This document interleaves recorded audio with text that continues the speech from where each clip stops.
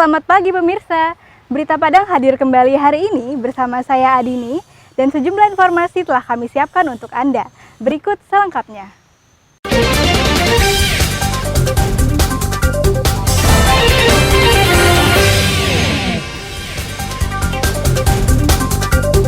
Kapal nelayan dihantam gelombang tinggi dan tabrak karang. 12 orang selamat, 1 tewas.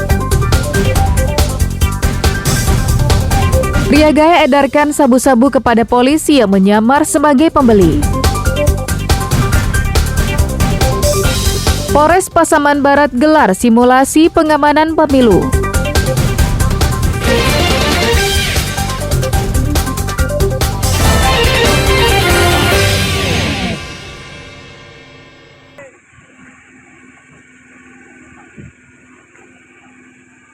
Kapal nelayan dihantam gelombang tinggi di perairan Ula Karang Utara, pusat Kota Padang, pada Selasa malam. Setelahnya, kapal naas itu menabrak karang dan terbalik. Nelayan yang berada di kapal itu pun terpental ke laut dan berusaha menyelamatkan diri. 12 nelayan berhasil menyelamatkan diri, dibantu nelayan lainnya. Namun seorang dari mereka ditemukan tewas. Jenazah korban dievakuasi tim SAR ke rumah duka untuk dimakamkan keluarga. Nelayan yang tewas itu bernama Yandri Aldi, ditemukan sudah tidak bernyawa oleh tim SAR gabungan. Dengan menggunakan kapal Basarnas Padang, jenazah korban dibawa ke daratan dan dibawa ambulans PMI ke rumah duka di kawasan Ula Karang untuk diserahkan kepada pihak keluarga.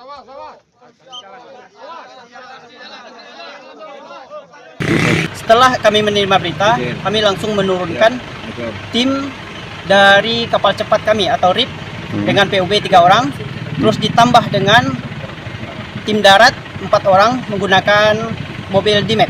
Untuk evakuasi, korban itu ditemukan di antara ombak, di bawah ombak, sehingga masyarakat juga turun tadi dengan menggunakan benen, sehingga menemukan korban. Habis itu dievakuasi ke RIP. Sedangkan kapal nelayan yang rusak ditarik ke darat oleh kapal nelayan lainnya. Menghadapi cuaca ekstrim yang sedang terjadi saat ini, yang sewaktu-waktu bisa berubah dan mempengaruhi gelombang laut, Basarnas mengimbau nelayan untuk memperhatikan kondisi cuaca saat akan melaut, agar bisa menghindari bencana. Alfi melaporkan dari Padang.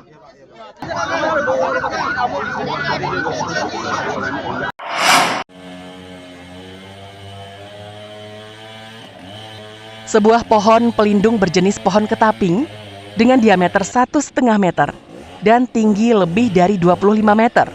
Selasa malam tumbang. Akibatnya, Jalan Bundokan Duang pun macet total. Saat peristiwa itu terjadi, sebuah mobil jenis minibus sedang melintas. Beruntung pengemudi dan penumpang berhasil menyelamatkan diri. Namun mobilnya rusak parah karena ditimpa pohon tumbang itu. Tim gerak cepat BPBD Padang yang mendapat laporan itu datang ke lokasi untuk mengevakuasinya. Proses evakuasi itu dibantu polisi dan tentara.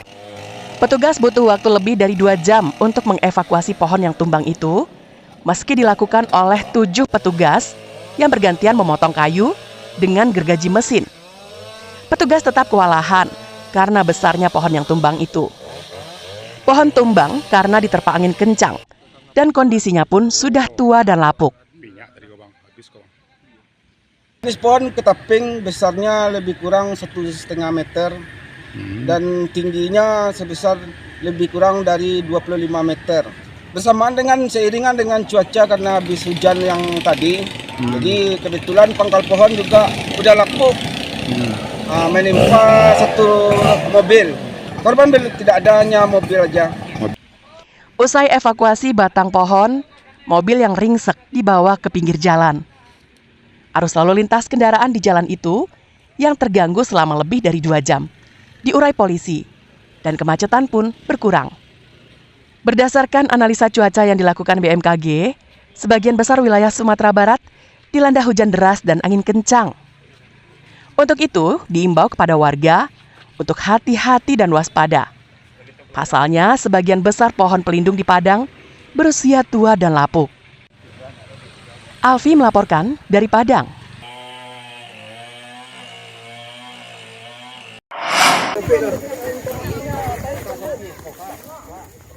Warga Nagari Andaleh Tanah Datar berlarian saat mengetahui Jasmanidar, nenek yang berusia 73 tahun, yang dilaporkan hilang sejak 2 hari lalu, akhirnya ditemukan. Korban ditemukan di dasar jurang yang berada tak jauh dari rumah, sekitar 200 meter di belakang rumah. Saat dilaporkan hilang, tim SAR memfokuskan pencarian di sekitar rumah korban. Saat melakukan penyisiran, tim SAR melihat jaket korban tergeletak di bibir jurang dan akhirnya menemukan korban di dasar jurang sedalam sekitar 20 meter. Korban ditemukan dalam keadaan sadar. Hanya terdapat luka gores pada bagian tangan dan kaki. Jasmanidar pun langsung dibawa ke Rumah Sakit Umum Daerah Padang Panjang untuk mendapatkan perawatan medis. Berdasarkan petunjuk, kita langsung berkoordinasi dengan Satgas Nagari, Wali Negari, dan Rapi. Pada pukul 17.00 berdasarkan petunjuk kita menemukan jaketnya di bibir jurang sekitar 200 meter dari rumahnya. Pada 17.20 WIB kita menemukan yang bersangkutan ada di bibir jurang. Kita langsung evakuasi dan kita bawa bersama warga ke ambulan dan kita langsung kirim ke rumah sakit. Korban sering mengalami gangguan ingatan karena berusia lanjut. Selain itu, Jasmanidar dikenal sebagai nenek yang super aktif karena selalu bergerak dan tak bisa duduk tenang. Diduga korban keluar dari rumah pada Minggu dini hari, lalu terperosok ke jurang karena keadaan masih gelap. Beruntung, korban cepat ditemukan karena cuaca ekstrim yang tengah melanda sebagian besar daerah di Sumatera Barat. Hujan deras juga kerap mengguyur daerah sekitar korban ditemukan. Sri Purnama melaporkan dari Tanah Datar.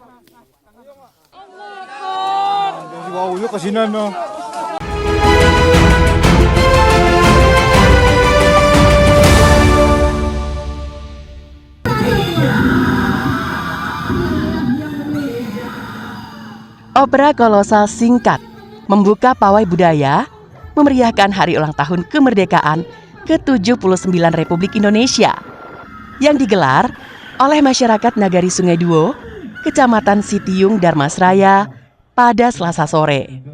Drama menggambarkan kondisi rakyat Indonesia yang tertindas akibat penjajahan Jepang. Pawai budaya juga menampilkan keragaman busana daerah dan hasil bumi yang melimpah setelah Indonesia merdeka.